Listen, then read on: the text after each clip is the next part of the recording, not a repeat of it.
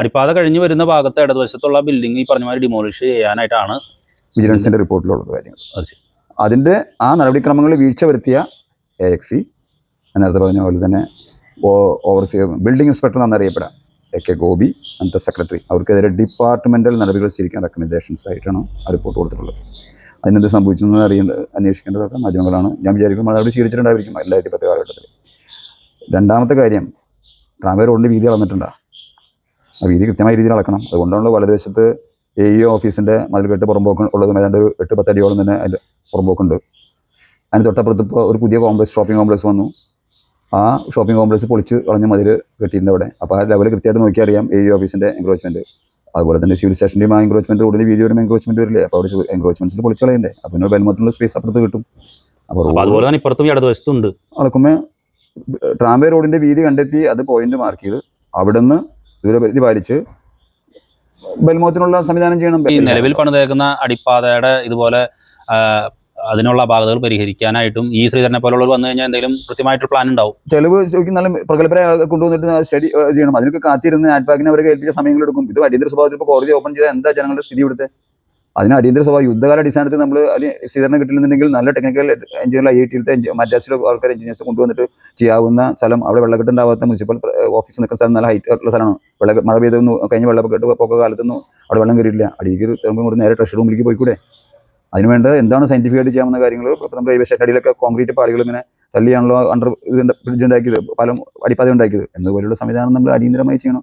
ഇതാണ് എനിക്ക് പറയാനുള്ള എളിയ അഭിപ്രായം. എല്ലാവർക്കും നമസ്കാരം. നമ്മുടെ ചാലക്കുടിക്കാരുടെ നിത്യദുരിതവും നിത്യനരകവുമായിട്ടുള്ള അടിപ്പാതയുടെ അവിടെ ഗതാഗതക്കുരുക്ക് പരിഹരിക്കുന്നതിന് വേണ്ടിയിട്ട് നഗരസഭ ഇപ്പോൾ ഇടപെടൽ നടത്തിക്കൊണ്ടിരിക്കുകയാണ്. എന്താണ് അവിടെ നടത്തിക്കൊണ്ടിരിക്കുന്നത്? 2 കാര്യങ്ങളാണ് അവിടെ ചെയ്തിട്ടുള്ളത്. ഒന്ന്, നടപ്പാതയുടെ ഉള്ളിലുള്ള ആ ഫുട്പാത്തിൻ്റെ വീതി കുറച്ച് അവിടെ പണ്ടുണ്ടായിരുന്ന പോലെ തന്നെ സ്ക്വയറായിട്ട് നിൽക്കാണ്ട് അടിപ്പാത തുടങ്ങുന്ന സമയത്ത് കുറച്ച് ഒത്തിരി വളച്ച് അങ്ങനെ ഒരു പ്രവർത്തനം നടത്തിയിട്ടുണ്ട്. രണ്ടാമത്തെ കാര്യം, ഞാനൊക്കെ നാഴികയ്ക്ക് 40 വട്ടം പറഞ്ഞുകൊണ്ടിരുന്ന ബെൽമൗത്ത് വർദ്ധിപ്പിക്കുക, വീതി കൂട്ടുക ബെൽമൗത്തിൻ്റെ, അതുമായി ബന്ധപ്പെട്ട ചില പ്രവർത്തനങ്ങൾ നടക്കുന്നുണ്ട് എന്ന് മനസ്സിലാക്കുന്നു. പക്ഷേ എനിക്ക് ചൂണ്ടിക്കാണിക്കാനുള്ളത് മറ്റൊരു പ്രധാനപ്പെട്ട കാര്യമാണ്. നമ്മൾ ITയുടെ ഭാഗത്ത് നിന്ന് റോഡിലൂടെ വന്ന് അടിപ്പാതയിലേക്ക് കയറി ട്രാംവേ റോഡിലേക്ക് കയറുന്ന ഭാഗത്ത് ലെഫ്റ്റ് സൈഡിൽ നിങ്ങളൊരു പെയിൻറ്റ് കട കണ്ടിട്ടില്ലേ? ഞാൻ മനസ്സിലാക്കുന്നത് അത് ഊക്കൻ ഗ്രൂപ്പിൻ്റെ ഒരു പ്രോപ്പർട്ടിയാണെന്നാണ് മനസ്സിലാക്കുന്നത്. അതിൻ്റെ റൈറ്റ് സൈഡിൽ വിദ്യാഭ്യാസ വകുപ്പിൻ്റെ പ്രോപ്പർട്ടി ഉണ്ട്, അതുപോലെ തന്നെ സിവിൽ സ്റ്റേഷൻ്റെ പ്രോപ്പർട്ടി ഉണ്ട്. ഈ 2 ഭാഗത്തും പുറമ്പോക്കുകളുണ്ട്. എന്ന് വെച്ചാൽ ഇത് ട്രാംവേ റോഡായിരുന്നു.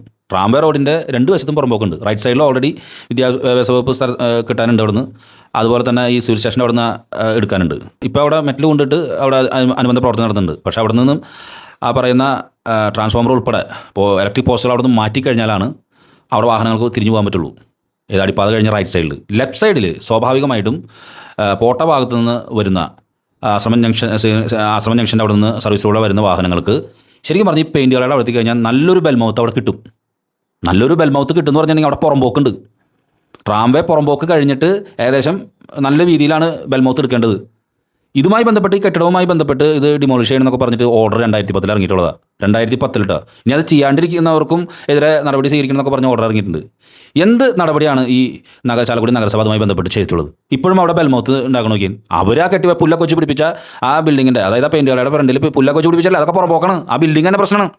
അതിൻ്റെ തൊട്ട് സൈഡിൽ കൂടെ കുറച്ച് മെറ്റലൊക്കെ ഇട്ട് ഒരു തിരിച്ചു പോകുന്നത്. ഇങ്ങനെയാണോ നമ്മൾ ചെയ്യുന്നത്? നമ്മളൊരു വികസനം നടപ്പിലാക്കുമ്പോൾ അത് ഞാനതെപ്പോഴും പറയുന്ന കാര്യമാണ്. നമ്മൾ ഭരണാധികാരികളായിട്ട് ഇവിടെ ഒച്ചപ്പാട് വരുന്നതിൻ്റെ കേസ് ഇതാണെന്ന്. ചാലക്കുടിയിലെ ഭരണാധികാരികൾ പനമ്പള്ളി ഗോവിന്ദമേനോനെ പോലെ ദീർഘവീക്ഷണത്തോടു കൂടി വരും തലമുറയെ മുൻനിർത്തിക്കൊണ്ടൊരു വികസന പദ്ധതി നടപ്പിലാക്കണമെന്ന് അവരെ ഒട്ടിപ്പിക്കൽ പരിപാടി. എന്നിട്ട് പാതിരാത്രിക്ക് ഞങ്ങൾ ഇവിടെ കുഴുത്താൻ നിൽക്കുന്നുണ്ട്. ഉറക്കം ഒളിച്ചിരുന്ന് ഷിബു ഏട്ടൻ എന്നൊക്കെ പറഞ്ഞിട്ട് കുറേ സാധനങ്ങളൊക്കെ വരും ചെയ്യും. നിങ്ങൾ ഉറക്കം ഒളിച്ചിരുന്ന് ചെയ്യുന്ന പ്രവർത്തനങ്ങളൊക്കെ വളരെ നന്ദി. ഒരു കൊല്ലം ഉണ്ടായിരുന്നല്ലോ, അന്ന് ഉറക്കൊളിക്കാൻ കണ്ടില്ല. പിന്നെ ഇപ്പോൾ അദ്ദേഹത്തിൻ്റെ വൈഫ് ആദിസ് ഷിബു ഭരിച്ചുകൊണ്ടിരിക്കുകയാണ് 8 മാസമായിട്ടും. എന്തെങ്കിലും ചെയ്യട്ടെ, ഇടപെടൽ നടത്തട്ടെ. ഞാൻ പറയുന്നത് നിങ്ങൾ ഈ കാര്യങ്ങളൊക്കെ ചെയ്യുന്ന ആർക്ക് വേണ്ടിയിട്ട്? ജനങ്ങൾക്ക് വേണ്ടിയിട്ടല്ല. അവിടെ വളരെ കൺജസ്റ്റഡ് ആയിട്ടുള്ള ഏരിയയാണ്. എന്തുകൊണ്ട് നിങ്ങൾക്ക് അവിടെ 2010 വന്നേക്കുന്ന ഓർഡറാണ്. ഇതുമായി ബന്ധപ്പെട്ട് ബാബു ജോസഫ് പുത്തനങ്ങാടി നൽകിയ വിവരാശവുമായി ബന്ധപ്പെട്ട കാര്യങ്ങൾ അദ്ദേഹം തന്നെ സംസാരിക്കും. ഒരു ഇടപെടലും ചെയ്യണമെന്ന് ഞാൻ പറയുന്ന ഊക്കൻ ഗ്രൂപ്പിൻ്റെ പെയിൻ്റ് കട അവിടെ ഇരിക്കണ്ടല്ലോ, അതിൻ്റെ സൈഡിൽ കൂടെ നല്ല രീതിയിൽ ബെൽമൗത്ത് എടുക്കേണ്ടതാണ്. ആരാണ് ഇതിനെ തടസ്സം നിൽക്കുന്നത്? ഈ ചാലക്കുടിയിലെ ഭരണാധികാരികൾ തന്നെ. നിങ്ങൾക്ക് മനസ്സിലാവുന്നുണ്ടോ? ഇങ്ങനെയുള്ള ആളുകളാണ് ശരിക്കും പറഞ്ഞാൽ നമ്മളെയൊക്കെ ഗതാഗത കുരുക്കിലും ഇല്ലാത്ത കുരുക്കിലേക്കൊക്കെ തള്ളിവിടുന്നത്. എന്നിട്ട് പാതിരാത്രിക്ക് കാവലിരുന്നു, പാതിരാത്രിക്ക് ഉറക്കം വിളിച്ചിരുന്നു ഭരണാധികാരികൾ, ഷിബു ഏട്ടൻ. ഇതൊക്കെ ഒരു വൈകാരിക തലത്തേക്ക് പോകും. പക്ഷേ ഞാൻ ഷിബു ഏട്ടനെ ആലീസേച്ചോടും എനിക്ക് പറയാനുള്ളത്, 2 പേരോടും എനിക്ക് വളരെ സ്നേഹം ഉണ്ടായിരുന്ന കാര്യം. 2 പേരെ പറ്റി ഞാൻ ഒരുപാട് നല്ല കാര്യങ്ങൾ എഴുതിയിട്ടുള്ളത്. നിങ്ങളെ ഞാൻ ഇനിയും നല്ല കാര്യങ്ങൾ പറഞ്ഞു എഴുതും. പക്ഷേ നിങ്ങളുടെ വികസന പ്രവർത്തനങ്ങൾ കാണുമ്പോൾ എനിക്ക് വളരെ ദുഃഖം തോന്നുന്നു. നിങ്ങൾ നടത്തിക്കൊണ്ടിരിക്കുന്ന കാര്യങ്ങൾ. നിങ്ങൾ ചാലക്കുടി പട്ടണത്തിൻ്റെ അനന്ത സാധ്യതകളെക്കുറിച്ച് നിങ്ങൾ പഠിക്കൂ. അനന്ത സാധ്യതകളെക്കുറിച്ച് പഠിച്ച് ഇനി നമ്മൾ മാത്രമല്ല, ഷിബുവേട്ടൻ്റെ, ആലിസേച്ചിയുടെയും പിന്നെ എൻ്റെയും ഒക്കെ തലമുറ മാത്രമല്ല, അതിന് ശേഷം വരുന്ന തലമുറയ്ക്ക് ഉതകുന്ന രീതിയിൽ, അതാണല്ലോ നിങ്ങളുടെയൊക്കെ ഒരു ഗുരുവായിട്ടുള്ള പനമ്പള്ളി ഗോവിന്ദമേനോൻ ചെയ്ത വികസന പ്രവർത്തനം. ചാലക്കുടിയിൽ അദ്ദേഹം മാത്രമാണ് അങ്ങനെ ചെയ്തിട്ടുള്ളൂ, യാതൊരു സംശയമില്ല. അപ്പോൾ അങ്ങനെയുള്ള വികസന പ്രവർത്തനങ്ങൾ വരും. ഞാൻ ആവർത്തിച്ച് പറഞ്ഞു, ഈ അടിപ്പാതയുടെ അപാകത എന്താണെന്നുള്ളത് കൃത്യമായൊരു കൺസൾട്ടൻസിയോട് നമ്മൾ കൺസൾട്ട് ചെയ്യണം. ഇപ്പം നാറ്റ്പാക്ക് എന്ന് പറയുന്നുണ്ട്, ഓൾറെഡി അവരാണ് ഇത് ചെയ്യുന്നത്, ഇതുമായി ബന്ധപ്പെട്ട് വിഷയങ്ങൾ പഠിച്ച്. പക്ഷേ അതൊക്കെ സമയമെടുക്കും. ഈ ശ്രീധരനെ പോലെയുള്ള ആളുകൾ നമ്മുടെ കേരളത്തിൽ ജീവിച്ചിരിക്കുന്നുണ്ട്. ചില തലയ്ക്ക് മുകളിലുള്ള ആളുകൾ വന്നിട്ടുണ്ടെങ്കിൽ ചില ഡ്രോയിങ്ങിലൊക്കെ ഒരു വര ചിലപ്പോൾ മാറ്റിയാൽ മതി, ആ ബിൽഡിങ്ങിൻ്റെ പ്രശ്നം തന്നെ മാറ്റുന്നത്. അതിന് നമുക്കതിനുള്ള അറിവും ഗ്രാഹ്യമായ സംഗതി വേണം.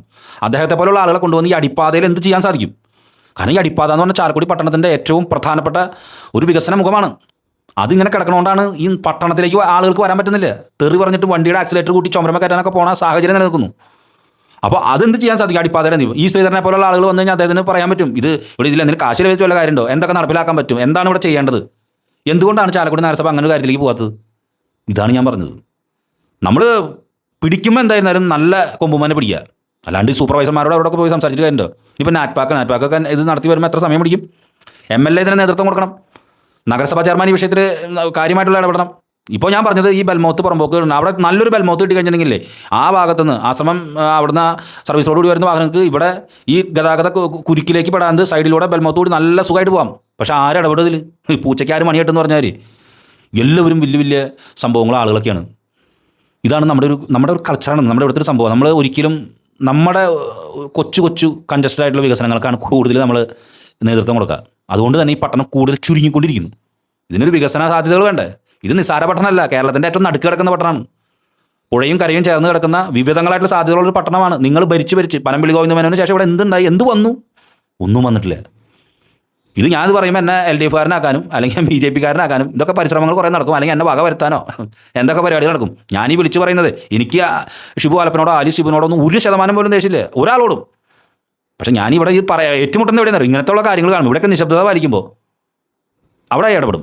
തീർച്ചയായിട്ടും ഇതുമായി ബന്ധപ്പെട്ട് 2010 ഇറങ്ങിയ ഓർഡറും മറ്റു കാര്യങ്ങളുമായി ബന്ധപ്പെട്ട് ബാബു ജോസഫ് പുത്തനങ്ങാടി നമ്മളോട് കൂടുതൽ കാര്യങ്ങൾ സംസാരിക്കുന്നതായിരിക്കും. നന്ദി, നമസ്കാരം. ആ ബിൽഡിങ്ങിനെ സംബന്ധിച്ച് 2010 വിജിലൻസിൻ്റെ ഒരു എൻക്വയറി ഉണ്ടായി. വിജിലൻസ് റിപ്പോർട്ടിൽ കൃത്യമായിട്ട് അന്നത്തെ വിജിലൻസിലെ DSP റിപ്പോർട്ടിൽ പറയുന്നുണ്ട്, ആ ബിൽഡിങ്ങിനെ കൊടുത്തുള്ള പെർമിറ്റിനെ സംബന്ധിച്ച് അതിനകത്ത് ഒരുപാട് അപാകതകളും പ്രശ്നങ്ങളുണ്ടെന്ന്.